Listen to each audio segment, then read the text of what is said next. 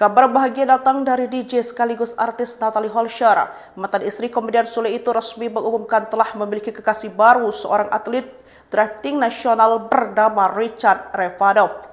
Berbeda dari sosok Sule yang dikenal sebagai pelawak dan entertainer, Richard merupakan pembalap mobil profesional yang berkiprah di dunia drafting Indonesia dan dikenal memiliki sejumlah prestasi di lintasan barat.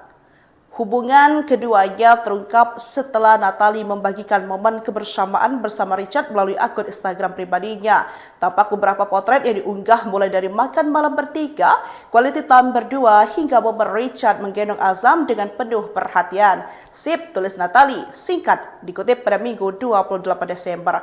Selain potret mesra dan kedekatan sang kekasih dengan putranya, Natalie Holscher juga menunjukkan sikap romantis sang kekasih yang membukakan pintu mobil dirinya. Natalie Holscher umumkan punya pacar baru lagi, seorang atlet drifting atau pembalap mobil. Lelaki tersebut bernama Richard Revanov. Beda dari mantan suami Natalie, yakni Sule, yang merupakan seorang komedian, Richard merupakan seorang drifter yang dikenal berbakat dan berprestasi di Indonesia.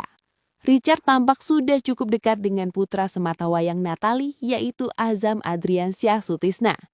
Hal tersebut diketahui berdasarkan pantauan banjarmasinpost.co.id melalui postingan Instagram pribadi Natalie Holscher @NatalieHolscher.